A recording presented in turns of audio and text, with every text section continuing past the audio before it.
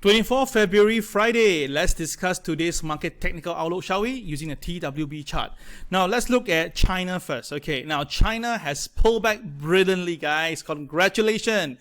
We call for sell right here at this point at 13,745, and the market no more, no less came down all the way. And remember, we gave a target level at 13,321. Remember that? Brilliant. It was now filled up. So guys, this is TA. When TA means that you actually give a call and the market really follow. Congratulations to all of you. Now, how low can this China A50 go? Well, I've given you my view. I said that the MA 200 will be a very critical level. And this is a technical level at the same time. So 13,200 will be my next target. Now it's 13,330. If actually any goes wrong later, if the US market pulls down, this might be traded. So guys, watch out for this, okay? All right, and on top of that, right, I want to show you this. This is my my 5% pullback chart, and you can see very clearly that we have a very clear outbreak in S&P 500 recently, and that's why the market is so strong. But if you look at the 100, 95, 90, 85, 80% chart, you can see that S&P 500 now is trading between the 85 to 80%. And from here itself, you can see the market was hovering at 85% for quite some time, right? And now it broke below it, so which means that critically the next level will be somewhere around here, and that's 38.55, okay? And I think that will be the level that Michael Hannon is also looking at. He's looking at 3800, but I think 38.55 will be next, okay? And of course, if we put it to the Dow Jones, you can see even clearer right now. The Dow Jones basically has this is the highest point, and this is the 80th percentile level. Now, if you look at it right here, the 90th percentile level is 33,258, and the midpoint between the two of them, 95% and 90%, is actually at 34,181. And if you look carefully, my goodness, look at it. The market really took this very serious. Every time the market reaches this point here, the 34,181, you can see that the market will instantly comes for a sell.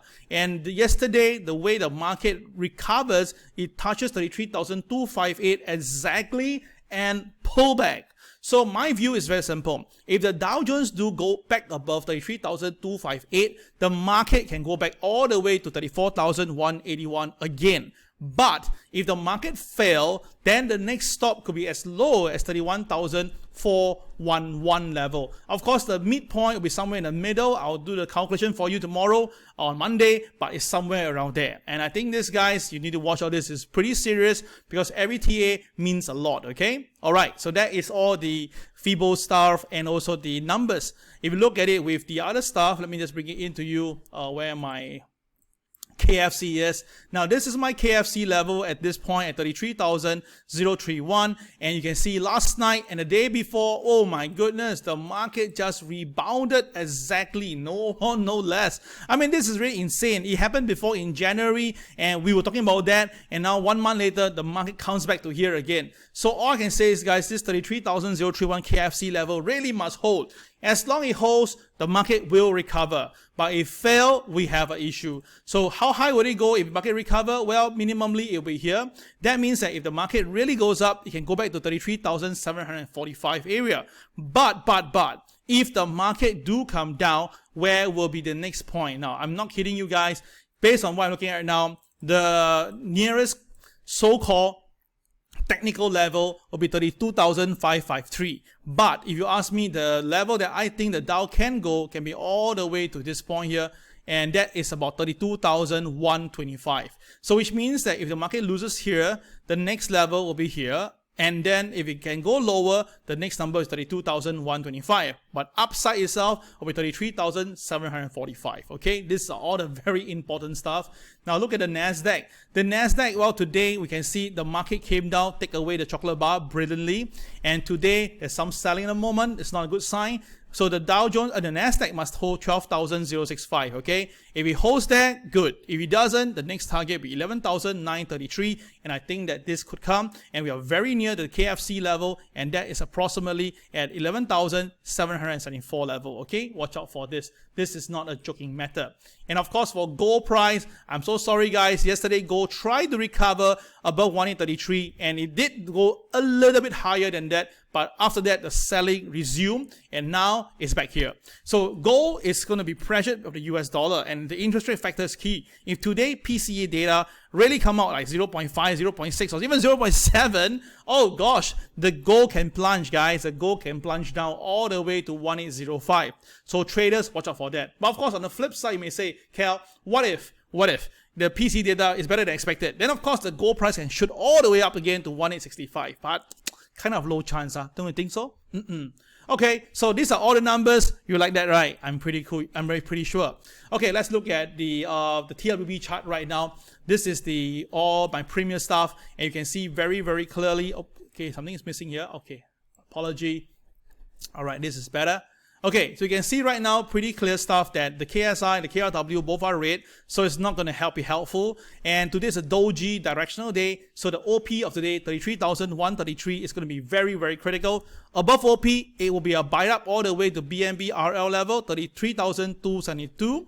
But if you sell down and break MLP, guys, things can get scary. It may go down to the low end and hold inside the MA200, and the BNB SL is at about 32,810 area. So which means that if the market do pull back, we may see a 300 points sell off from where we are right now. Okay, so that is the Dow Jones.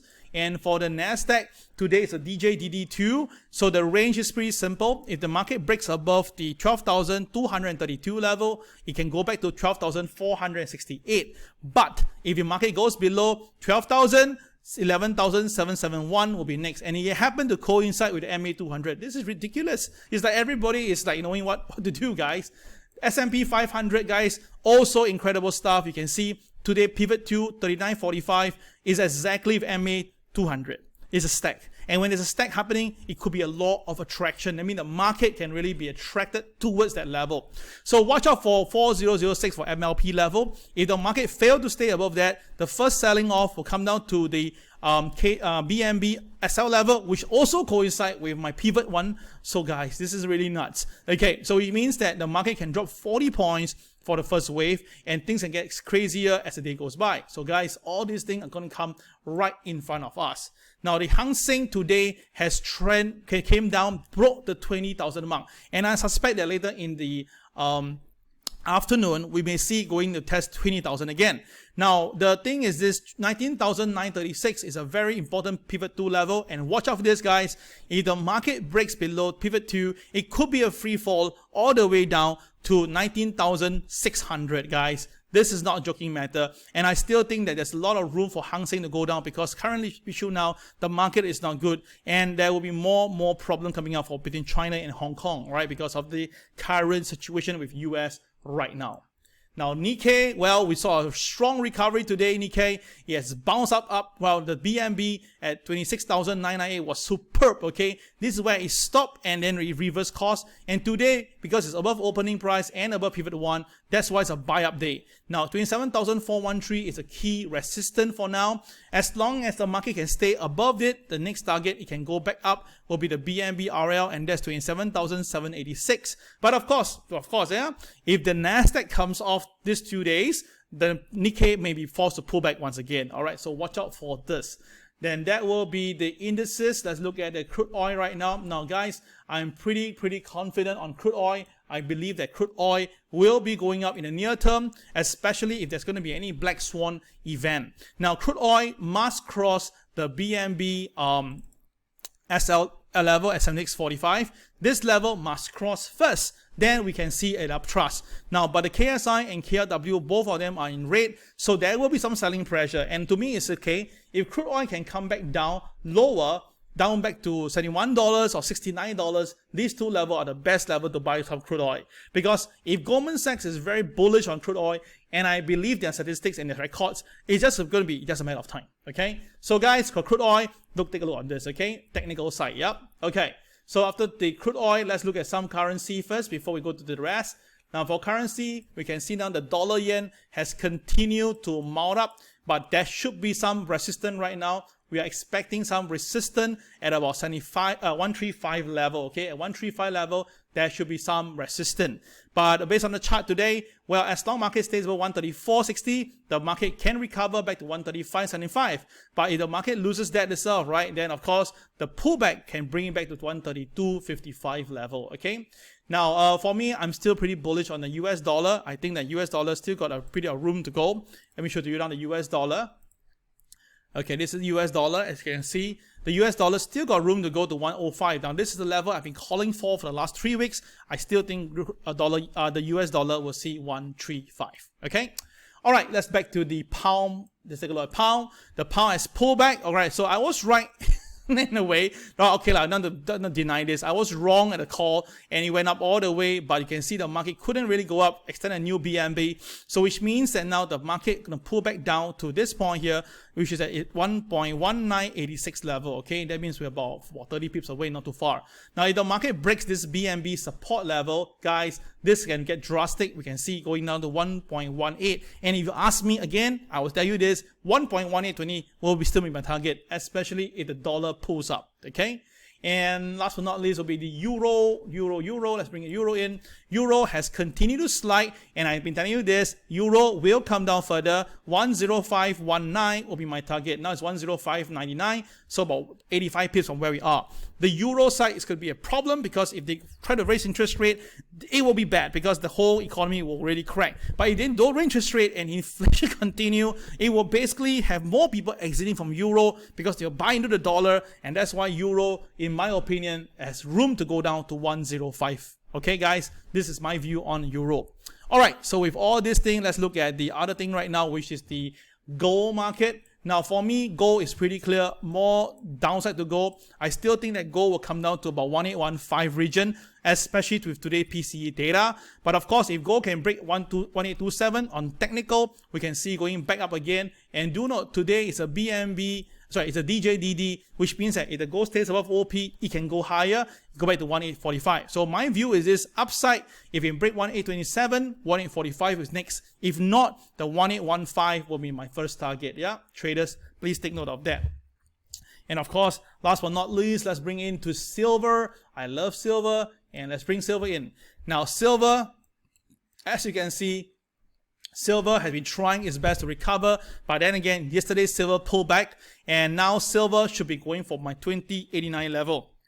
Now that is my BNB extension, and with the current, you can see now the blue bars are really showing that there's a lot of selling pressure, and the KSI is still selling, but you can see the silver is not really moving down much, right? Yeah, this is our typical sign to tell you that maybe silver will recover once we see $20.89, okay? So guys, for silver, if we do see that happening, look out for that, okay? I believe that silver can actually rebound from here itself. So traders, watch out for all these signs. I think that we can really watch this very, very closely, okay?